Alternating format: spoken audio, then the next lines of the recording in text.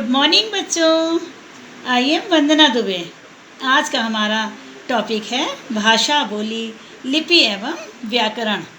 अपने मन के भावों को दूसरों तक पहुंचाना और दूसरे के मन के भावों को जानने के लिए जिस साधन का प्रयोग किया जाता है उसे क्या कहते हैं? उसे भाषा कहते हैं। भाषा हमारे भावों व विचारों को अभिव्यक्त करने का एक सशक्त माध्यम है। क्या माध्यम है? कैसा माध्यम है? एक सशक्त माध्यम है। सर्वप्रथम भाषा का आरंभ संकेतों के रूप में हुआ। उसके बाद आवश्यकता अनुसार चिन्हों तथा ध्वनियों का प्रयोग होने लगा। किंतु आज भाषा के समृद्ध होने के बाद भी हम कभी कभी भाषा में संकेतों का प्रयोग करते हैं। संकेतों की यही भाषा सांकेतिक भाषा कहलाती है। जब बच्चा छोटा होता है तो केवल ध्वनियों के माध्यम से अपनी बात स्पष्ट करने का प्रयास करता है। ज्यों-ज्यों वह बड़ा होता जाता है, शब्दों का प्रयोग करने लगता है। धीरे धीरे वाक्यों का प्रयोग भी वह घर परिवार, आस पड़ोस आदि से सीख जाता है। भाषा वह साधन है जिसके द्वारा मनुष्य अपने भावों व विचारों को अभिव्यक्त करता है। भाव और विचार सुनकर, बोलकर, पढ़कर स्पष्ट किए जाते हैं। इस प्रकार भाव एवं विचारों को प्रकट करने के लिए दो माध्यम हैं, अर्थात भाषा के दो रूप हैं। फर्स्ट मौखिक भाषा, सेकंड लिखित भाषा। मौखिक भाषा मौखिक भाषा सुनकर अथवा बोलकर अपने भाव व विचार प्रकट करना भाषा का मौखिक रूप कहलाता है। कैसा रूप कहलाता है? मौखिक रूप कहलाता है।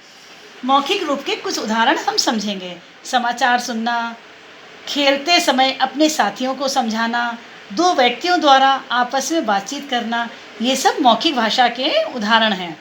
क्योंकि इन सब रूपों में केवल सुनकर या देखकर दूसरे के भावों को समझा जा रहा है और दूसरा व्यक्ति केवल बोलकर अपनी बात प्रकट कर रहा है। अतः सुनकर अथवा बोलकर अपने भाव प्रकट करना, विचार प्रकट करना भाषा का मौखिक रूप कहलाता है। अब सेकंड आती है लिखित भाषा।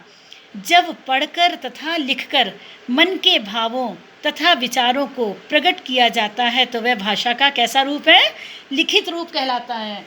जैसे उदाहरण हम लोग लेते हैं, कुछ उदाहरणों के द्वारा समझने की कोशिश करते हैं। लिखित गृह कार्य करना, परीक्षा देते समय उत्तर पुस्तिका लिखना, किसी को पत्र लिखना, कंप्यूटर पर ईमेल भेजना, ये सब किसके उदाहरण हैं? लिखित भाषा के उदाहरण हैं। इसमें व्यक्ति या तो कुछ पढ़कर लिखता है या सुनकर लिखता है। अतः एक चीज़ ध्यान रखिएगा, भाषा के लिखित रूप का संबंध पढ़ना और लिखना दोनों से होता है। इसके बाद हमारी आती है मातृभाषा। अब हम समझने की कोशिश करेंगे कि मातृभाषा क्या है। माता पिता व पारिवारिक सदस्यों द्वारा बोली जाने वाली भाषा जिससे बच्चे का सर्वप्रथम परिचय होता है, क्या होती है? मातृभाषा होती है। मनुष्य एक सामाजिक प्राणी है। समाज से व्यवहार व संबंध रखने के लिए वह समाज में प्रचलित भाषा का ज्ञान प्राप्त करता है, परंतु ये जरूरी नहीं है कि वह भाषा ही उसकी मातृभाषा हो। मातृभाषा माता पिता व पारिवारिक सदस्यों द्वारा बोली जाने वाली भाषा होती है। इस प्रकार माता पिता व पारिवारिक सदस्यों द्वारा बोली जाने वाली भाषा जिससे बच्चे का सर्वप्रथम परिचय होता है, मातृभाषा होती है। मातृभाषा के बाद नेक्स्ट है राजभाषा। सरकारी कामकाज में प्रयोग होने वाली भाषा राजभाषा होती है।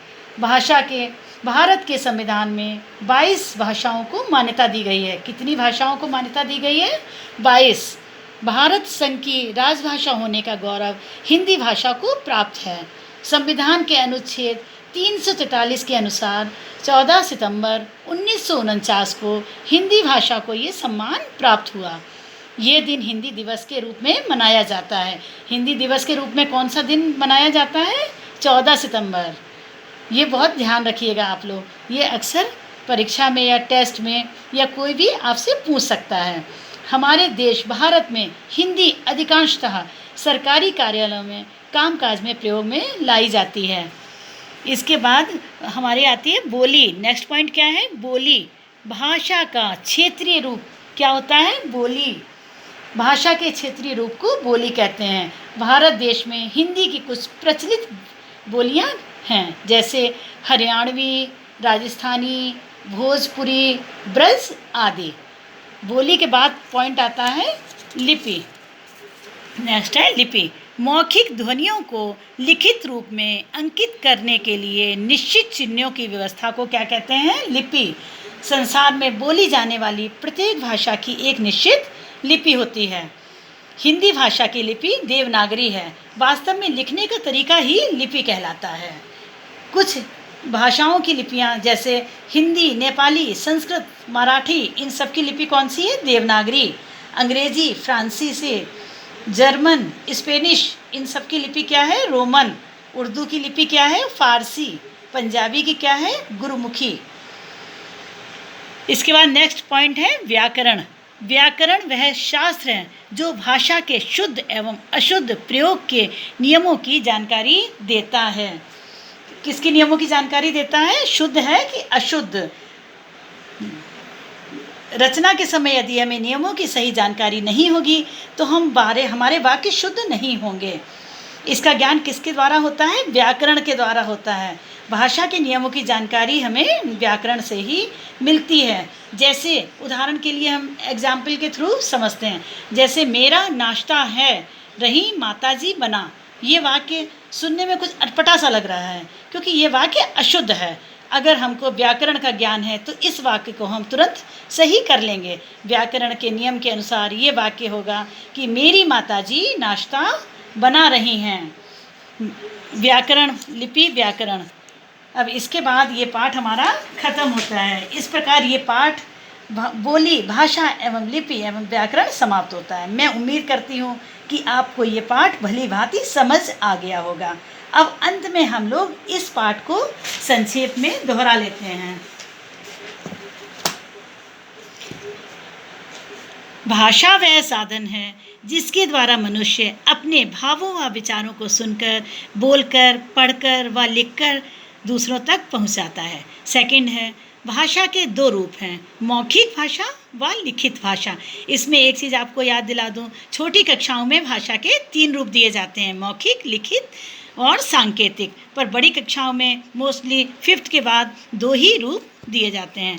माता पिता तथा परिवार के अन्य सदस्यों द्वारा प्रयोग की जाने वाली भाषा मातृभाषा कहलाती है। नेक्स्ट है, भारत की राजभाषा होने का गौरव हिंदी भाषा को प्राप्त है। नेक्स्ट, 14 सितंबर प्रतिवर्ष हिंदी दिवस के रूप में मनाया जाता है। नेक्स्ट, मौखिक ध्वनियों को लिखित रूप में प्रकट करने के लिए निश्चित किए गए चिन्हों की व्यवस्था को लिपि कहते हैं। भाषा के शुद्ध तथा अशुद्ध नियमों का ज्ञान कराने वाले शास्त्र को व्याकरण कहा जाता है। भाषा के क्षेत्रीय रूप को बोली कहा जाता है। धन्यवाद।